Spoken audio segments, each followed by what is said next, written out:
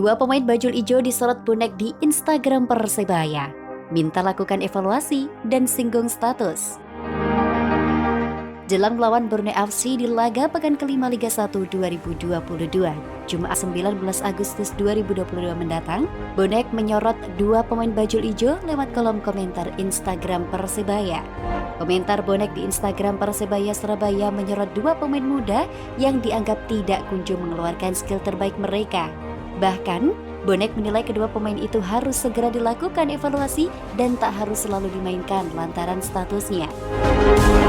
Melansir unggahan Instagram Persebaya Senin 15 Agustus 2022 kemarin, bonek banyak meminta Brilliant Aldama dan Rizky Duyan untuk segera dievaluasi.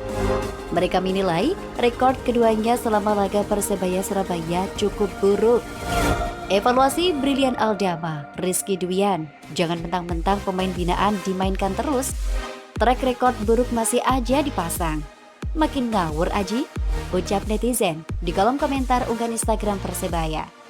Persebaya Surabaya tak bisa berlama-lama terpuruk lantaran gagal merebut poin penuh saat berlaga melawan Madura United minggu kemarin. Hal itu karena pada pekan kelima Liga 1 2022, Persebaya Surabaya harus melawan tim terkuat lainnya yang masuk dalam top 3 klasemen yakni Borneo FC.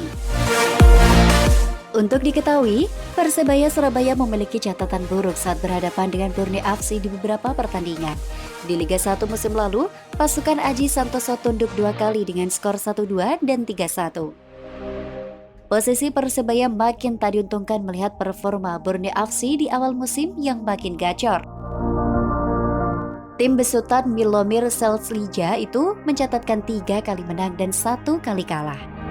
2 di antara 3 kemenangan itu dicatatkan di kandang sendiri, yaitu menghancurkan Persib Bandung 4-1 dan Arema FC 3-0.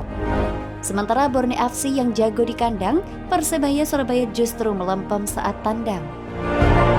Tim besutan Aji Santoso itu sejauh ini selalu mengalami kekalahan di 2 laga tandang.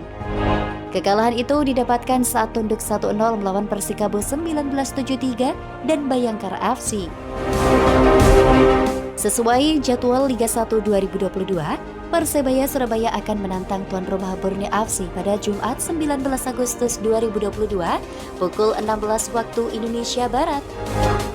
Laga akan dihelat di Stadion Segiri Samarinda atau markas Borneo FC. Jika melihat data dan fakta tersebut, mampukah Persebaya Surabaya memberikan kejutan saat bertandang ke markas Borneo FC di pekan kelima BRI Liga 1 2022?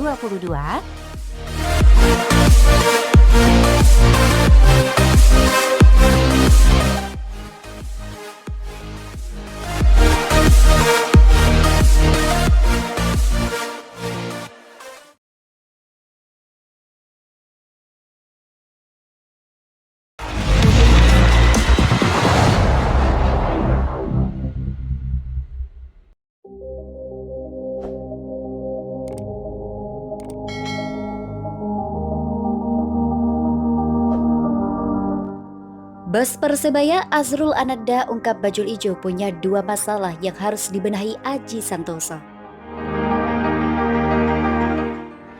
Presiden klub Persebaya Surabaya, Azrul Ananda, angkat bicara terkait penampilan dan capaian tim bajul ijo di Liga 1 2022-2023. Persebaya belum tampil ciamik dan konsisten hingga merampungkan laga keempat kompetisi musim ini. Dari 4 laga yang sudah dijalani Persebaya Surabaya, tim yang diarsiteki Aji Santoso ini belum meraih hasil maksimal dan memuaskan. Persebaya Surabaya menelan 2 kekalahan saat bertemu Persikabo 1973 dan Bayangkara FC, masing-masing kalah 0-1. Selanjutnya, bajul ijo menang 2-0 saat menjamu Persita Tangerang di Stadion Gelora Bung Tomo Surabaya 1 Agustus 2022. Terbaru, Persebaya gagal memenangi laga dan harus puas berbagi poin usai ditahan 2-2 Madura United di Stadion GBT Surabaya Minggu 14 Agustus 2022. Atas hasil yang dicapai Persebaya di Liga 1 2022-2023, manajemen tim berjuluk bajul ijo ini pun meminta kepada Aji Santoso sebagai pelatih kepala dan staf kepelatihan untuk melakukan evaluasi. Presiden Persebaya Surabaya Azrul Ananda pun langsung melakukan pertemuan manajemen usai pertandingan lawan Madura United. Kami langsung melakukan pertemuan manajemen Persebaya, sebut Azrul Ananda. Azrul Ananda menuturkan, manajemen mengungkapkan tim Persebaya memiliki 2 masalah yang membuat skuad Polesan Aji Santoso gagal meraih hasil maksimal. Kata Azrul Ananda, 2 masalah tim Persebaya terkait antisipasi bola mati dan kecolongan di akhir-akhir laga. Ini terlihat terjadi saat Persebaya menjamu Madura United yang berujung lawan sukses menyamakan kedudukan 2-2 dan membuat 3 poin di kandang Bajul Ijo ambyar terbuang. Kami percaya, kami memiliki tim yang punya potensi luar biasa. Kami akan melakukan evaluasi bersama tim pelatih, jelas Azrul Ananda. Bos Persebaya itu meminta pelatih dan staf kepelatihan untuk segera membenahi kelemahan yang dimiliki Rizky Ridho dan kawan-kawan. Kami meminta tim pelatih untuk segera membenahi 2 hal. Pertama, skema pertahanan saat pitch. Kedua, manajemen permainan pada menit-menit akhir, tutur Azrul Ananda. Karena ini seperti menjadi habit yang tidak menyenangkan, tambahnya. Azrul Ananda merupakan seorang pengusaha Surabaya. Ini menilai jika Persebaya masih memiliki potensi untuk terus berkembang ke depannya sebagai tim yang prospeknya bagus. Apalagi saat ini tim yang bermarkas di Gelora Bung Tomo ini diisi banyak pemain muda. Kami memiliki pemain-pemain muda yang punya bakat luar biasa, nilai Azrul Ananda. Kami percaya tim pelatih bisa melakukan itu, perbaikan set piece dan manajemen permainan menit akhir, membawa tim ini terbang tinggi. Harap putra dari Dahlan Iskan ini.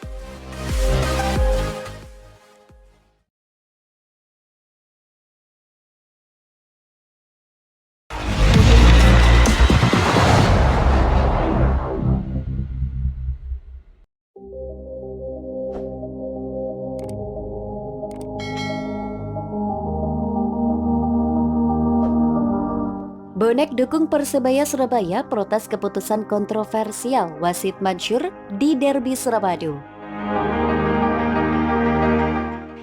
Bonek mendukung langkah Persebaya Surabaya yang protes kepemimpinan wasit Mansur di laga Derby Suramadu melawan Madura United. Persebaya Surabaya baru saja ditahan imbang dengan skor 2-2 oleh Madura United di Stadion Gelora Bung Tomo pada Minggu 14 Agustus 2022. Di laga tersebut, kepemimpinan wasit Mansur mendapatkan sorotan dari bonek hingga manajemen Persebaya Surabaya. Pasalnya kesalahan fatal dilakukan oleh sang pengadil di lapangan.